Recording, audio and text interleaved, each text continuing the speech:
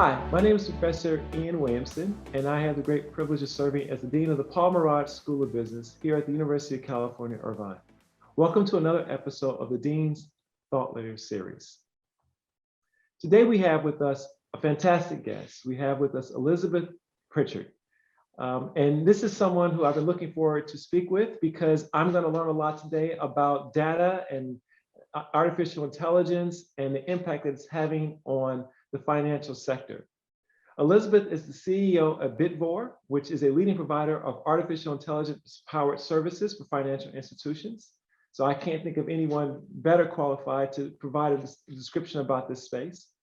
She brings a wealth of experience to this domain, having led financial institutions and data and technology firms in the past. She was previously the head of global marketing data for Goldman Sachs, as well as served as the COO of the Global Data Science Group at AIG. Elizabeth was also the co-founder of Crux Informatics, a data delivery company whose investors included Goldman Sachs, Two Sigma, and Citi. She was the head of go-to-market strategy at Crux.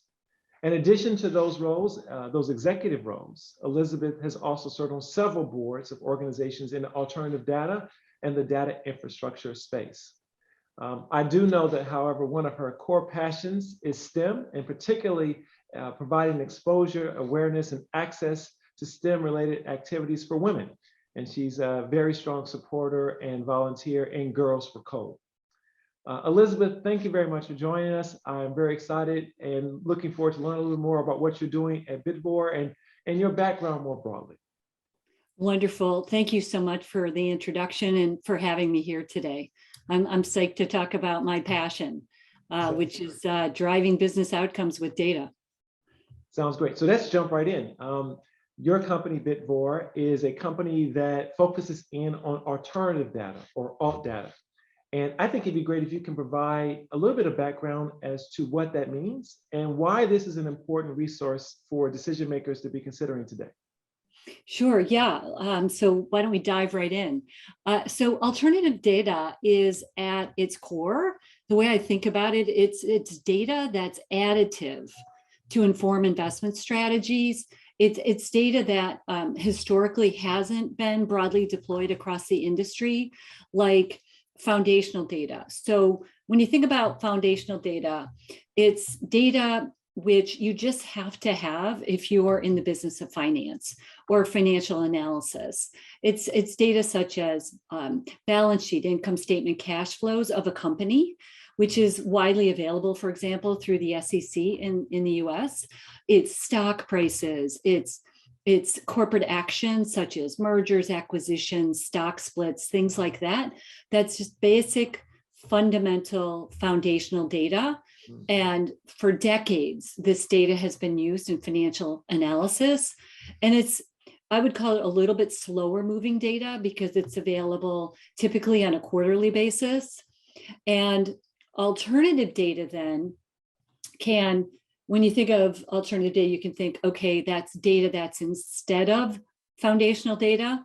But actually, the way I think about it, it's additive data because all of the new data sources that are available in the world, in the digital economy, mobile devices, through social media, there are all of these new data sources that have been created, which are additive. When we bring them together with the foundational data, they provide more information and more indications of a company's performance and the economy, how the economy is performing in more real time. You could also, many of the alternative data sources can also be thought of as nowcasting data. For example, how many ships are trying to unload cargo at the Los Angeles port? Very timely right now. Right? It's very timely right now. So there's loads that we could talk about with respect to alternative data, right? It's very wide breadth and some very deep data that's available. There's at least, at last count, like 25 different varieties And so I'd be happy to, through our conversation, if we want to kind of talk more about the whole, what is alternative data, we can go in a little bit more deeply. But basically, all of these new sources of data, credit card data, product discounts, hiring data, all of this kinds of data, news, extracting data from news, which is what we do at Bit4, all of this can now come together and be added to the balance sheet, income statement, cash flow, fundamental data, put that together, and then you kind of get this, you can call it a 360-degree view of how a company's performing. Got it. So let's talk about Bit4. This company, your firm, sits at the intersection between artificial intelligence, media, which you alluded to, and finance. And I'd be really curious to understand what motivated you to take on the role of CEO? What excited you about that role? And then what do you see as being the future of the firm and maybe the sector more broadly, and how Bit4 will play a role in shaping that sector? Sure, I'll address the first one because that's kind of the easy one, right? Which is, at Bit4, what really attracted me to what Bit4 is doing is Bit4 has taken, at Bit4, we've taken on this very difficult problem of scouring the world in terms of looking at all of this unstructured text. So this would be news articles, social media, technical blogs, all of these sources around the world, and extracting out what's valuable for the financial analysis we were talking about earlier. So if you want to do financial analysis on a company, you want to understand what were their quarterly earnings, what are the forecasts, what are the analysts saying, and you also want to understand what is happening now, what is being reported on now with respect to their hiring before the next annual report is released. What is happening with hiring? What's happening with any mergers and acquisitions they might be doing? What's happening with respect to the directors and officers? Are they subject to any lawsuits? So when I saw how Bit4 was taking on this challenge powered by artificial intelligence and machine learning and deep learning models, I thought, okay, that is really impactful to be able to power improved outcomes in business. So it's kind of the super alternative data, because we're covering so many different sources and providing and serving it up in a very organized way for financial analysts to have those insights right at hand, so they don't have to go out and try to mine all of that information themselves. So for me, that technology and that ability to provide insights and clarity to our top tier financial customers was amazing. And then couple that, maybe the third part of the equation was the team is just amazing. It's a fabulous, of course, I'm biased now that I'm here, but certainly a fabulous, really, really smart and collaborative team of AI engineers, technologists, product folks who are coming together to create this, really empowering solution for financial analysts. So where do you see the future for the firm? What are some of the things you're thinking about going forward? What are some of the initiatives you're focusing on? Yeah, we have really big ambitions.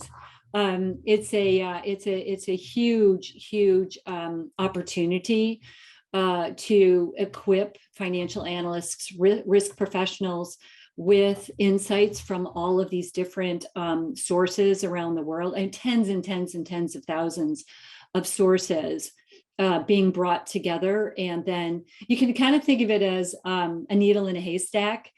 Is we're looking at the giant haystack out there, and we're finding the needles, and we're giving our customers those needles or those insights. And so there's a real need for that as our clients are really trying to they're really trying to get that holistic view of what's happening in the world.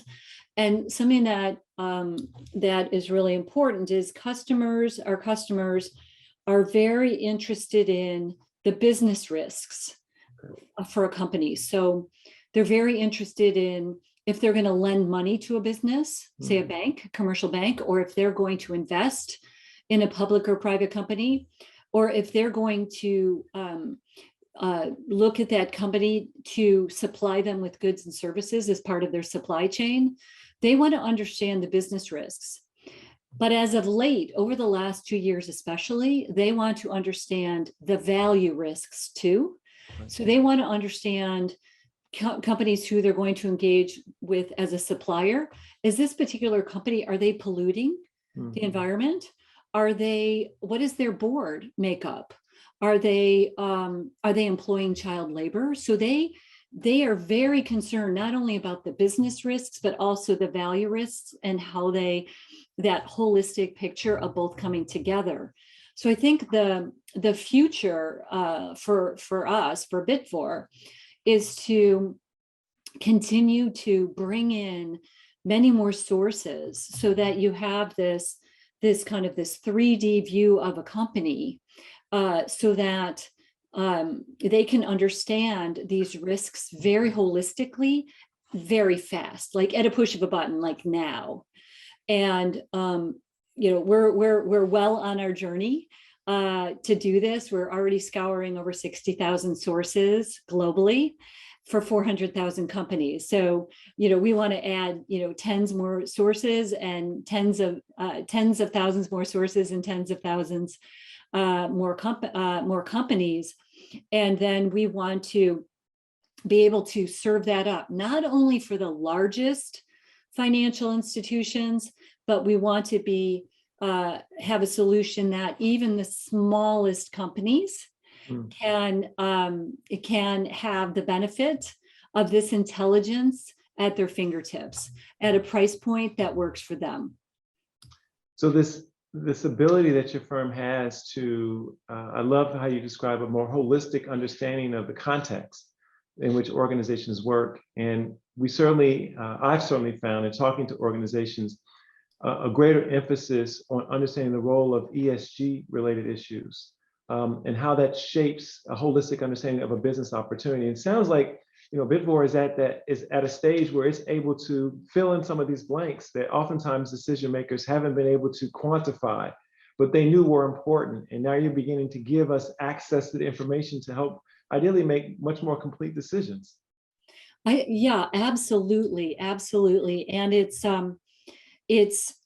I think it's something very rare about what we do, where we bring together in one solution for our customers, both the business and value risks, both the business and environmental, social, and governance risks, in a way that's easy for them to work with, so that they're not kind of trying to piece it all together for themselves. And having that view of the value-based risks, kind of doing business for good, and companies saying they're doing business for good, right? And they're self-reporting that they're doing business for good. What we think is very important for investors, for lenders, for supply chain decisions is to understand, well, is that really true? Yeah.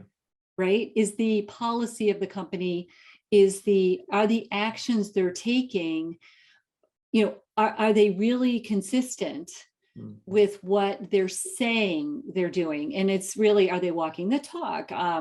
It's almost a kind of an accountability barometer, right? Or a metric, so that if you're doing business with, or you're investing in a company, you really can see from the outside in what's happening.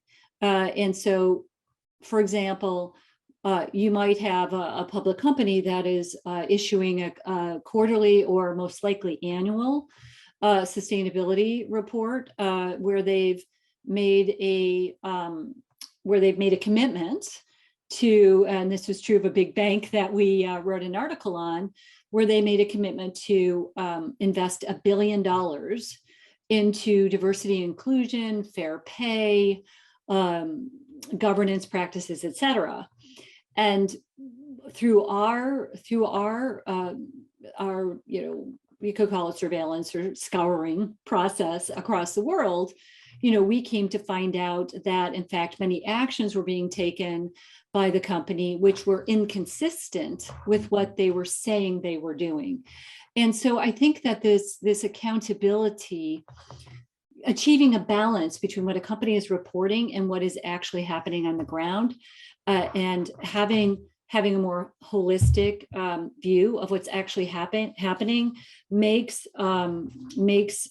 for better informed decision making, especially for investors and especially for risk professionals who care about environmental, social, and governance values. And so I really like that aspect of what we do at Bit4, because it's, for example, out of 1 million articles, say that we'd look at on a daily basis or more, we may pull out 5,000, 6,000, 8,000 truths, let's say, about what's actually happening across those companies.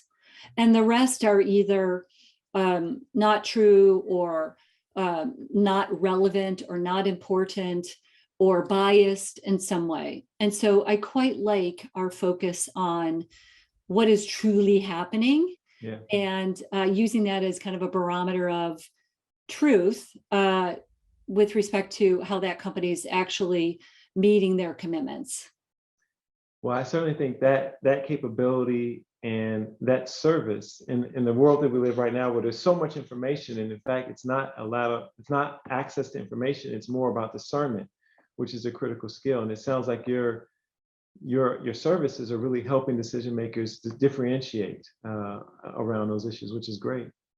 Yeah, I'm curious. So your company, your staff, I'm imagining what it's like in your offices with your staff. You have artificial intelligence engineers, computer scientists. You have marketing people.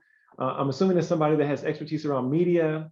There's clearly individuals that have expertise in understanding the financial sector. These are not birds of a feather that typically flock together, or historically.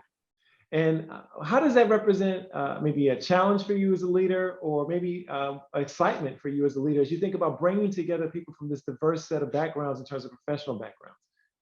Yeah, that's such a great question. I think that for me, it has been natural, because, and part of that might be because as a woman growing up in technology, there was, you're always kind of fighting for being heard. Yeah.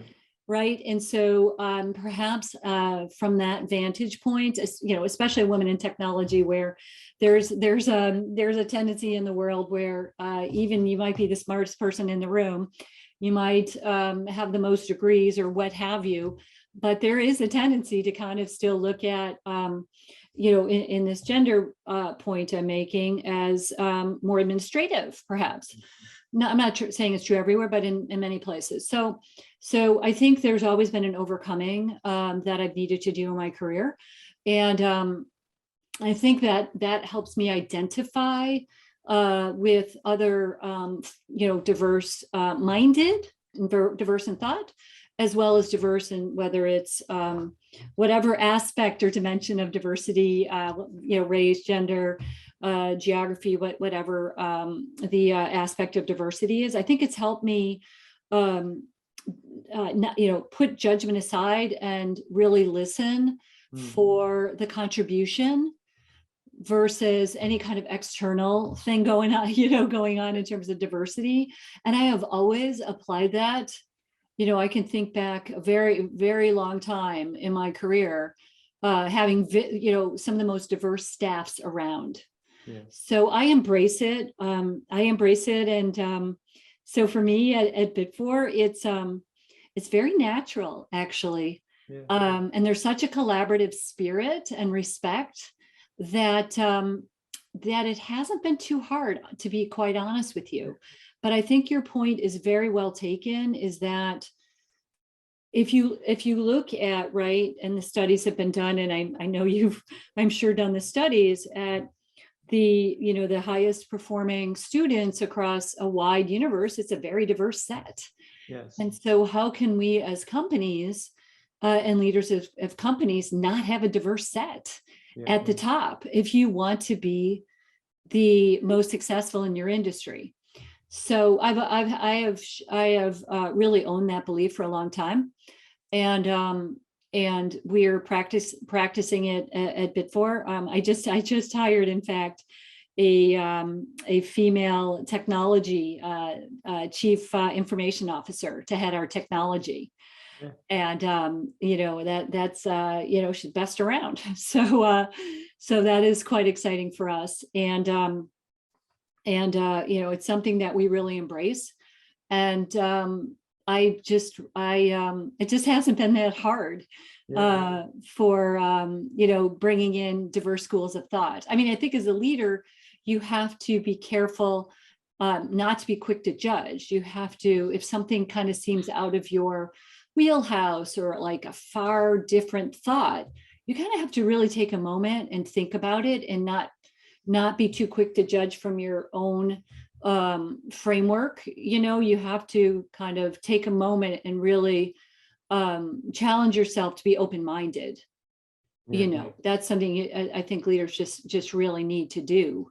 And constantly challenging yourselves, and you didn't think of that idea. Okay, well, maybe that's a good thing.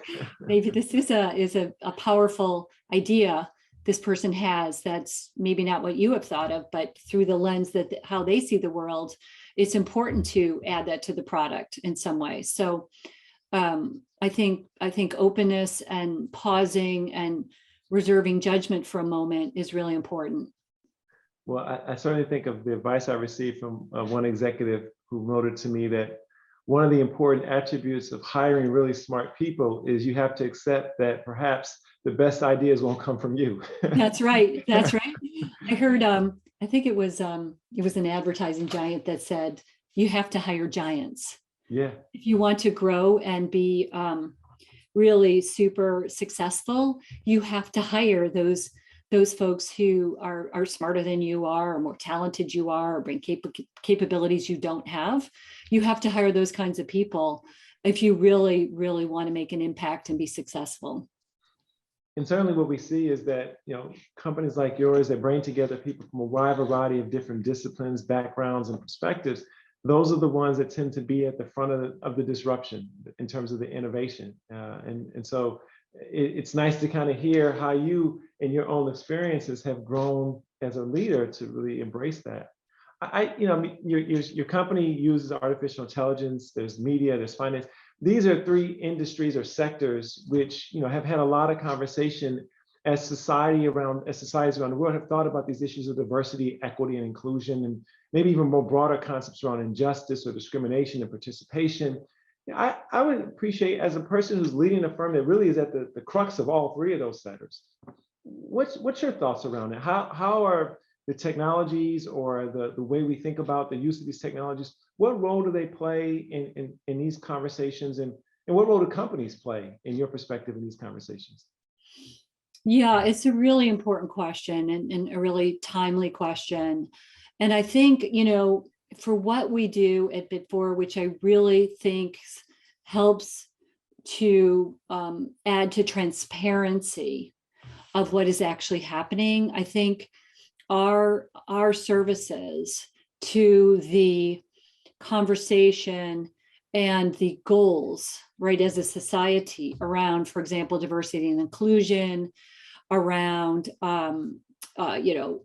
equal pay, fair labor practices, governance on boards, that whole, and I'm under describing it, it's much more comprehensive, but that whole giving back to our communities, community development, that whole category that you laid out, Dean, I think what we can contribute at Bit4 is transparency about what is actually happening right? And then, you can't manage it if you can't measure it. You can't manage it if you don't know what's going on. You can't make progress if you're not able to accurately define the current state and then define the goal and then measure how we're doing towards the goal. And so that is another reason I quite like what we're doing at Bit4 is we actually know what's true. We can tell what's true from, or have a good read, right? A good vibe sense from the data. Let the data do the talking. So what the data is actually saying about how companies are performing versus their goals, versus their policies. And with that view of actual versus stated policy or goal, right, we're able to, in a way, our data then is able to hold those leaders accountable, the ones who can actually do something, right? So when we actually know the truth around what's actually happening, I think then we can focus there on the facts. And then that is how we, can really make progress. And so that is something I'm really proud of at Bit4 because it's not hyperbole, it's not bias, it's not what we want it to be, it's what is. And once we know current state, then we can and hold leaders accountable at companies, then I feel like we can really make progress. And we don't have where you could think of what we do as an antidote to greenwashing, right? Where companies kind of greenwash their results of maybe kind of put a marketing spin, maybe say they're doing a little bit better than, or a lot better than they're actually doing in terms of fair pay, or in terms of equitable pay, or in terms of diversity within their workforce. We can actually say what is the truth and hold them accountable to what they're actually saying they're doing. So that outside in view really, I think, helps hold companies accountable, and it helps us all understand the truth of what's really happening. Yeah, thank you.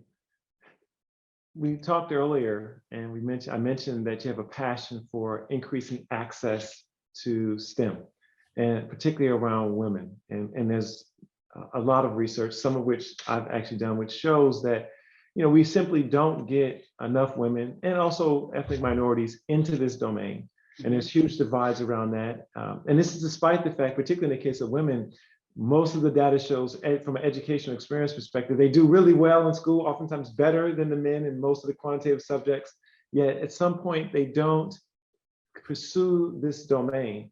So I'd be, maybe talk to me a little bit about the work you're doing with Girls Who Code and why you think that's so important, and other thoughts you might have about why this should be something that organizations focus on. Yeah, it's a really important area, and it's something that I care about a lot. And when I was in finance at Goldman Sachs, I got involved with Girls Who Code and actually brought in high school students through Girls Who Code, who came into the firm, and spent the summer working through a program and introducing the high school girls to computers and to programming. And then by the end of the summer, they had learned how to code. They had built websites. They had programmed robots, and many of them, I'm pleased to say, decided to choose a career, or shall I say, a college course in computer science, or related science courses. And we saw a number of girls get scholarships to fantastic schools to pursue STEM careers, or preparing them for STEM careers through STEM education. And so that was such a fabulous experience that I stayed involved with Girls Who Code through my time at Goldman, and then got involved in additional STEM activities afterward. And what we really learned, and I think the research is out there, is that girls learn differently, and they want to participate in groups together, kind of in a safe space, to learn new things, especially learning about how to code, and in an area that typically had been boys would excel in, and girls through those difficult adolescent ages, right, would face challenges, kind of social pressure challenges, right, as they're growing up through middle school and high school. And so organizations like Girls Who Code recognize this and put together programs to really help girls through that phase of growing up, and then encouraging them and rewarding them for learning how to move forward and develop the kind of the thick skin to move forward in computer science related curriculum. And so I think that, and research has shown that to even start earlier at the middle school age is very important to really have it stick for girls all the way through their high school years, and then on into college, and then into careers. So I think that we really, as a society, and there are a lot of wonderful efforts out there encouraging girls to really carry on with science and engineering related curriculum through their college years, and then land positions after they graduate from college. So I think as leaders, we need to really embrace and pour into, invest in, encourage, participate in, be role models, mentor both girls, and your point about diverse populations to really pursue careers, because I think the leaders of today, need to know how to code, need to understand code, need to be understanding of how to implement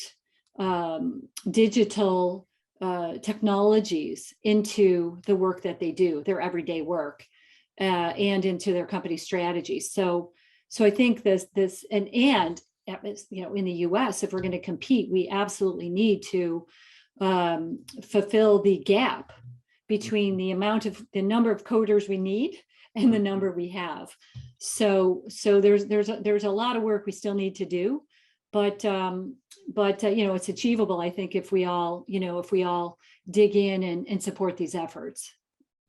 Well, I mean, the work that you're doing around that, the work you're doing even with your own workforce is certainly inspiring. One of the things that we focus a lot on here at our business school is this issue of inclusive excellence, and ensuring that individuals from all communities are able to get access to a world-class education. And I think the point you made around, it's really critical. It's at certain points in our lives, we give individuals awareness of what the opportunity looks like, access to those opportunities, and then shape their ambition. And I imagine the women that you were able to work with in the summer programs that you were able to lead, for many of them, they never knew that this was a career. And some of them, you gave them access to actually doing it, so it wasn't hypothetical. And I imagine a lot of them looked at you and thought, well, you know what? I could probably be like her. Yeah. and it gave them ambition. And I think people, particularly in leadership roles, when they can do that, there's an impact which is far greater than they probably ever will appreciate. Yeah, I think, I think back on, some of the classes with the girls, and how they relearn. And I think you're spot on, is having role models is really important, especially in underserved communities, right? Where maybe their parents weren't in a professional role, or maybe their parents weren't digitally inclined, and to provide role models who will just sit down and talk with them, right, and show them how it's done. I think it closes that possibility gap, if you will, right? It kind of creates a bridge to expand their tent pegs for what they could see as possible in their own lives. And that is amazingly rewarding to see. Yeah. Well, Elizabeth, thank you very much for taking the time to speak with me today. It's been fantastic to learn a little bit about Bitvore and alternative data and the impact it has, and the way your organization is leading that space, but also to talk to you a little bit about the opportunities we have more broadly in society to increase access, particularly in these areas around STEM. So congratulations on all the work you've been able to do, and we'll look forward into all the exciting things that will come out of Bitvore going forward. Awesome. Thank you for the opportunity to chat with you. My pleasure.